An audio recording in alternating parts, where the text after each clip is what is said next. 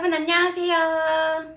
뉴욕 통신원의 뉴스 새벽 배송 뉴욕이요라는 새로운 코너로 인사드리는 저는 헤더라고 합니다. 저는 연합 인포맥스의 이제 미국 통신원으로 여기 미국에서 지내면서 뉴욕 증시 그리고 미국 경제 관련된 그런 기사들을 올리고 있는데요. 한국에 더 오래 살았었고요. 한국에 있었을 때도 이제 다른 경제 매체에서 국제부 기자로 뉴욕 증시, 미국 경제 그런 기사들을 계속 썼었고요. 새벽에 외신 브리핑이라는 뭐 이런 코너도 진행을 했었어요. 이제 저희 연합 인포맥스를 통해서도 기사를 통해서도 저를 만나보실 수가 있지만 오늘부터는 이 새로운 코너를 통해서 뉴욕 증시의 마감 상황 그리고 어떤 뉴스가 가장 뉴욕 증시에 큰 영향을 미쳤는지 제가 아주 면밀히 그 기사 하나를 뽑아서 여러분에게 소개를 해드리려고 해요. 네, 그 많은 소식들이 나오지만 가장 그 증시에 큰 영향을 미치는 소식 하나 여러분께 이렇게 5분씩 소개를 해드리려고 하는데요. 투자자분들 같은 경우에는 아침마다 저와 함께 이렇게 뉴스를 보면서 하루를 시작하시면 좋을 것 같고요. 아니면 나는 그냥 경제 공부를 하고 싶다. 이런 분들도 많이도 아니고요. 하루에 뉴스 하나 보시면서 요즘의 경제 트렌드가 어떤지 이제 미국 경제를 보면은 세계 트렌드를 볼 수가 있죠. 어떤지 같이 이야기를 나눴으면 좋겠습니다. 네. 그리고 또 제가 여기 미국에서 지내고 있으니까 그 뉴스와 함께 현지 분위기도 전달을 해드리려고 해요. 뭐 코로나 관련해서는 여기 현지 분위기는 어떤가? 아주 할 말이 정말 많은데요. 제가 나중에 다 차차 전해드리도록 하고요. 그러면 바로 오늘 소식으로 들어가 보겠습니다. 오늘은 이제 여기는 6월 30일 화요일인데요. 이제 중요한 건 오늘은 바로 2분기 마지막 거래일이었어요. 2분기 마지막 거래일 뉴욕 증시는 3대 지수 모두 다 상승 마감을 했고요. 상승폭도 꽤 컸는데요. 보시면 다우존스 0.85%, S&P도 1.54%, 나스닥 지수 1.8%. 그리고 또 2분기 상승폭이 뭐 다우는 1987년 이후, S&P는 1998년 이후, 나스닥은 2001년 이후 최고의 상승률을 기록을 했다고 합니다. 이날 증시는 사실 이렇게 엄청 긍정적인 분위기로 출발한 것은 아니었고요. 다우 같은 경우에는 하락 출발을 하고 장중에도 계속 좀 이렇게 내리다가 후반으로 갈수록 상승으로 방향을 바꿨죠. 뭐 마이크론 그 전날 발표된 실적이 좋았고 그리고 테슬라도 이제 실적 관련 일론 머스크가 긍정적인 말을 하면서 뭐 개별 종목에 이런 긍정적인 소식도 증시를 끌어올렸는데요. 그래도 역시 증시가 이날 가장 관심을 가졌던 건 바로 제롬 파월 연준 의장과 그리고 스티븐 무누신 미국 재무장관.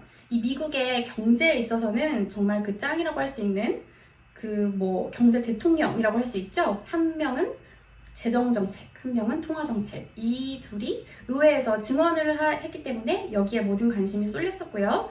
사실 그 증언에서 그렇게 증시가 좋아할 만한 말이 많이 나왔는지는 모르겠지만 증언 이후로 계속 상승하는 모습을 나타냈습니다. 그래서 오늘은 그 발언 관련 기사를 뽑아봤는데요. 뉴욕타임즈에서 나온 기사고요. 같이 살펴보시면 제목부터 이렇게 나와 있어요. 무누신과 파월이 경제 회복과 관련돼서 엇갈린 전망을 제시했다.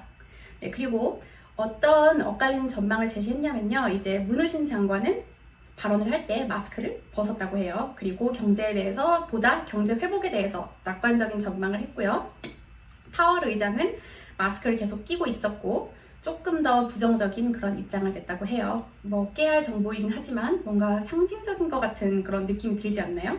네, 그래서 구체적으로 살펴보면 무누신 장관은 현재 이제 트럼프 행정부가 이제 의회에서 시장과 그리고 일자리에 뭐 유동성 아니면 더 이런 부양을 제공하는 것을 논의하고 있기 때문에 경제는 회복에 있어서 좋은 포지션에 와 있다. 네, 뭐 무누신 재무장관은 항상 이제 트럼프 대통령에 대해서 좋은 얘기만 하는 그런 사람이죠. 이렇게 말을 했고요. 그리고 또 이제 다음번 부양책에 대해서 논의하고 있고 다음 부양책은 타격을 많이 받은 그런 업계 위주로 나갈 거다. 이렇게 발언을 했고요. 하지만 파월 의장은 이렇게 말을 합니다. 뭐 5월에 고용 지표가 개선됐긴 했지만 그리고 경제 회복이 오고 있긴 하지만 아직도 유통과 여행 부분은 많이 부진하다.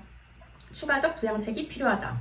그리고 미국의 이제 소비 지출 개선되고 있지만 미국이 예상보다 더 빨리 이제 그 회복 단계에 진입을 했고 바이러스가 잡히고 사람들이 편안함을 느낄 때까지 정상적인 삶이 될 때까지는 더 오랜 시간이 걸릴 거다. 네, 그리고 오늘의 영어 한마디 살펴볼까요? While this bounce back in economic activity is welcome, 그러니까 그 경제 활동의 bounce back, 그 반등은 환영할 만한 것이지만 it also presents new challenges, 그 도전 과제들을 직면하고 있다. 도전 과제들을 저에게 준다. 특히 뭐 가장 큰 도전 과제가 지금 계속 진행되고 있는 코로나겠죠. 네, 이렇게 말을 했습니다. 그래서 뉴욕타임즈는 이 두 사람의 발언이 엇갈렸다 이렇게 평가를 했고요. 그리고 또 뭐 마켓워치 같은 경우에는 이날 별로 좋은 발언이 없었지만 증시가 그 후에 계속 올랐다 이렇게 평가를 했어요. 이거를 생각해보면 요즘에 뉴욕 증시는 좋은 소식은 좋은 소식, 나쁜 소식도 좋은 소식, 좀 이런 분위기도 있는 것 같은데요. 무슨 말이냐면 경제가 회복되면 당연히 좋은 거죠. 그런데 상황이 안 좋아지면 어차피 부양책이 나올 거기 때문에 그것조차 좋은 소식이 되고 있다. 뭐 이런 얘기인데요. 이거를 좀 설명하는 이 2분기 뉴욕 증시를 요약하는 발언이 있어서, 전문가 발언이 있어서 제가 가지고 왔거든요. 바로 세븐스 리포트의 톰 에셋 창립자가 이렇게 말을 합니다. 2분기 뉴욕 증시가 상승한 것은 4가지 이유다. 첫 번째는 부양책, 두 번째는 바이러스 관련 긍정적 트렌드, 세 번째는 경제 재오픈, 네 번째는 백신에 대한 기대감. 하지만 3분기로 들어서면서 이 중에 남아있는 훈풍은 사실상 그 1번 부양책밖에 없다. 좀 이런 얘기를 했는데요. 그래도 뭐 조정이 온다는 뜻은 아니다. 왜냐면 나쁜 소식이 있을 때마다 부양책이 나올 것이 거의 확실하기 때문이다.